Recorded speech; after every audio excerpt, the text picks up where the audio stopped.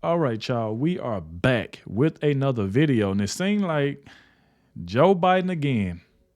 Creepy Joe.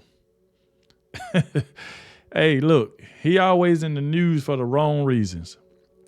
Now, it seemed like that Fox done called out Joe Biden, said Biden called out after getting caught in another tall tale. So, obviously, we know Joe Biden like to do a lot of lying. We do know that. So, we're going to check this out and see exactly what's going on. Make sure y'all hit that like button, subscribe to the channel. Shout out to everybody that's been showing so much support. Everybody that's been leaving positive comments in the comment section. And I also want to thank everybody that just clicked on this video for the very first time. Without further ado, let's dive straight into this. President Biden getting called out again after repeating some of his now debunked tall tales. That was during a trip to Milwaukee yesterday, including the circumstances of his birth, his father's education, and his interactions with an Amtrak conductor, to name just a few. Oh, man. My grandpa Biden, who died very young, died in the hospital I was born in 6 days before I was there, before I was born. My dad was a high school educated guy, was well-read and worked like hell. He didn't have a chance to go to college. As having been listed as the poorest man in the Congress for 36 years, true. My wife called me one day and says, "Did you read the paper today?" And I was up campaigning for a guy named Pat Leahy in Vermont. I said, "No, honey, I didn't see the Wilmington paper." He said, "Headline, above the fold." Only a politician's wife would say that. "Biden, poorest man in Congress. Is that true?" One of the senior guys in Amtrak who I rode with all the time comes up and goes, "Joey, baby," grabs my cheek. What? Swear to God. All of those false. Where's Glenn Kessler? Can't even say So his he name. just The Washington made Post that up. fact checker when you need him must be napping. The president went on to tell another tall tale, this time the success of Bidenomics. In case you haven't noticed, inflation is down too and it's going lower. We have more to do with inflation now. It's just about 3% now. It's predicted to go lower than that. Wages are growing faster than inflation. Folks, that's Bidenomics. It's about growing an economy by strengthening the middle class. I would love to see all the people that's clapping for him right now. Like what? And making things in America again. In my first 2 years in office, even with all we've done, I'm the first one to cut the federal debt by $1.7 trillion. $1.7 trillion cut. Because they generated the growth. Folks, we've always had a plan that turning things around, making America stronger and safer and more competitive. Bidenomics is just another way of saying restoring the American dream. Restoring the American Well, that's dream. it. That's the deception campaign. It's what we'll gotta hear be from now until kidding me. November. And he's relying on the media not fact-checking him, not covering him with truth. Look at the CNN headline. It was funny. He just lied about all President Biden hasn't let his predecessor's previous 3 indictments stop him from traveling the country and trying to break through with a pitch on Bidenomics. The post-Chris Licht era is in full effect, where they're the old CNN again, the resistance network that serves at the pleasure of the sitting president. 7 in 10 Americans believe that Joe Biden is not handling the economy well. Even a higher amount believe he's not handling inflation well. That's because inflation is still 250% higher than it was when he took office. You want a fact check? There's one right there. Overall, this is a man, Joe Biden. I wrote a book about him, so I kind of know these things. He plagiarized in law school. He plagiarized during his first run for the presidency, before you were born, mind you. Plagiarized. All right? This is in 1988. That should have been the end of him right there, when you got caught plagiarizing a speech during a presidential campaign. Of course, he ends up winning the presidency many years later. Once said that he tried to see Nelson Mandela as a senator while in South Africa. I'm pretty sure that would make headlines if that actually happened. Of course, that did not happen. I could go on and on. I'm not I never talked to my surprised at son all. about his business dealings. That's a current lie right now, right? The bottom line is, Kaylee, that the goal is to make Donald Trump the focus, but not Donald Trump's policies on the economy, on the border, on education, on crime, on foreign policy towards China. It's to make Donald Trump the focus in terms of his legal challenges at this point. And then for Joe Biden to run the same campaign that he did in 2020, that's by pleading the fifth and not talking to the press in any capacity and showing up once in a while at a campaign, make it a referendum on Donald Trump, the person, not the policies, and they think they could win again. Yeah, it's the basement strategy, Kaylee. He wants to be the background noise. Yeah, and Man. I mean, Biden has a long history of gaffes, tall tales, verbal blunders, and the media for a very long time has excused all of them as just, oh, well, that's Uncle Joe. It's what he does. But at what point do the constant lies and tall tales become an indication of the man's character? I mean, he's not just lying about being arrested to try and see Nelson Mandela. He's not just lying about participating in civil rights marches. He's not just lying about how his son Beau Biden died. He's lying about his policies and their consequences, and Bidenomics is a perfect example. Claiming that you single-handedly brought down inflation from 9% to 2% when it was 1.4% when you first took office is inherently deceptive. You are lying to the American people who are way poorer than they were when you first took office.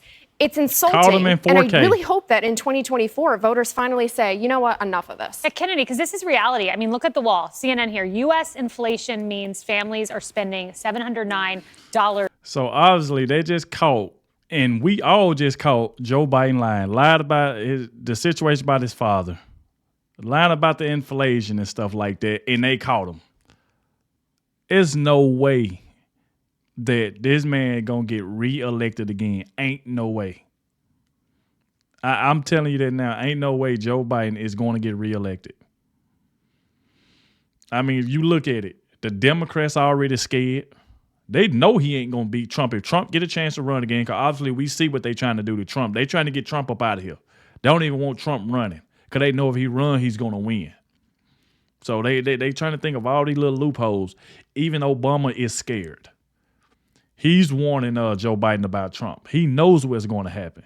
But just sitting up here telling lies like that, it's just uncalled for. Lying to the American people. Lying to all of us. That is just uncalled for. Uncalled for.